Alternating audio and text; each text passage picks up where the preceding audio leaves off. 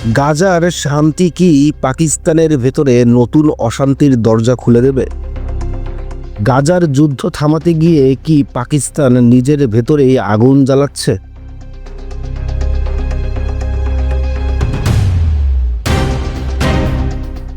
গাজার ধ্বংসস্তূপের মধ্যেই যখন নতুন এক শান্তির নকশা আঁকছে ওয়াশিংটন, তখন সেই নকশার এক কোণে হঠাৎ করেই আলোচনার কেন্দ্রে উঠে এসেছেন পাকিস্তানের সেনাপ্রধান ফিল্ড মার্শাল আসিম মুনির।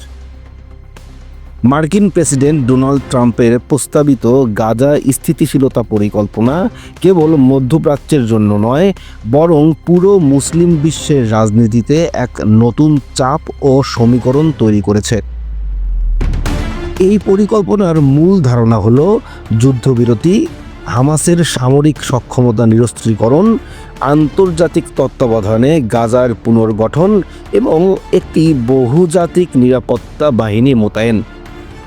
এই বাহিনীতে মুসলিম দেশগুলোর সেনাবাহিনীর সক্রিয় অংশগ্রহণই পরিকল্পনার সবচেয়ে সংবেদনশীল দিক। এখানেই এসে পাকিস্তানের নামটি সামনে চলে এসেছে, আর সেই সঙ্গে সামনে এসছেন সেনাপ্রধান আসিম মুনির। পাকিস্তান বরাবরই ফিলিস্তিন ইস্যুতে কূটনৈতিকভাবে সরব, কিন্তু সরাসরি কোনো আন্তর্জাতিক নিরাপত্তা মিশনে গাজার মতো স্পর্শকাতর অঞ্চলে সেনা পাঠানো দেশটির ইতিহাসে নতুন ও ঝুঁকিপূর্ণ অধ্যায়। আন্তর্জাতিক মহলে ধারণা করা হচ্ছে, মুসলিম বিশ্বের মধ্যে পাকিস্তানের শক্তিশালী সেনাবাহিনী ও দীর্ঘ শান্তিরক্ষা অভিজ্ঞতার কারণেই ওয়াশিংটন এই দেশটিকে গুরুত্বপূর্ণ অংশীদার হিসেবে দেখতে চাইছে। ট্রাম্প প্রশাসনের চোখে পাকিস্তানের অংশগ্রহণ গাজা পরিকল্পনাকে মুসলিম বিশ্বের কাছে গ্রহণযোগ্য করে তুলতে পারে। কিন্তু এই আন্তর্জাতিক গুরুত্বই এখন আসিম মুনিরের জন্য দ্বিমুখী চাপ তৈরি করেছে। একদিকে তিনি বৈষয়িক কূটনীতির কেন্দ্রে উঠে আসছেন, অন্যদিকে পাকিস্তানের ভেতরে তার ভূমিকা নিয়ে প্রশ্ন, সন্দেহ এবং ক্ষোভ জমছে। পাকিস্তানের রাজনীতিতে সেনাবাহিনীর প্রভাব নতুন কিছু নয়, কিন্তু গাজা ইস্যুতে সামরিক সিদ্ধান্ত যদি সংসদ বা জনগণের স্পষ্ট সম্মতি ছাড়া নেওয়া হয়, এমন আশঙ্কা থেকেই রাজনৈতিক দলগুলো ও ধর্মীয় গোষ্ঠীগুলো প্রতিক্রিয়া দেখাতে শুরু করেছে। দেশটির ধর্মীয় ও ইসলামপন্থী দলগুলোর একটি বড় অংশ মনে করছে, এই পরিকল্পনার আড়ালে ইসরায়েলের নিরাপত্তাকে বৈধতা দেওয়ার চেষ্টা চলছে। তাদের চোখে গাজায় কোনো মুসলিম দেশের সেনা মোতায়েন মানে পরোক্ষভাবে ইসরায়েলি স্বার্থ রক্ষা করা।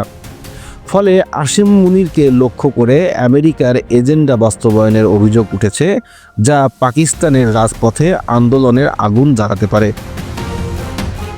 রাজনৈতিক দিক থেকেও বিষয়টি স্পর্শকাতর। আসিম মুনিরের সমর্থকরা মনে করেন, এটি পাকিস্তানের জন্য একটি কৌশলগত সুযোগ, যা ভবিষ্যতে অর্থনৈতিক ও কূটনৈতিক সুবিধাও এনে দিতে পারে। এই পুরো পরিস্থিতিতে আসিম মুনির দাঁড়িয়ে আছেন এক কঠিন সেতুর উপর। এক পাশে আন্তর্জাতিক স্বীকৃতি ও কৌশলগত লাভ, অন্য পাশে দেশের ভেতরের রাজনৈতিক বিস্ফোরণের আশঙ্কা। গাজার শান্তি পরিকল্পনা বাস্তবায়িত হোক বা না হোক, এটি ইতিমধ্যেই পাকিস্তানের অভ্যন্তরীণ রাজনীতিকে নাড়িয়ে দিয়েছে। গাজার ভবিষ্যৎ যেখানে এখনও অনিশ্চিত, সেখানে এই পরিকল্পনার সবচেয়ে তাৎক্ষণিক প্রভাব হয়তো দেখা যাবে ইসলামাবাদের রাজপথেই। আপনি যদি এই ধরনের আরও আপডেট ও বিশ্লেষণ পেতে চান, তাহলে এখনই আমাদের ইউটিউব চ্যানেলটি সাবস্ক্রাইব করুন এবং পাশে থাকা বেল আইকনে ক্লিক করতে ভুলবেন না।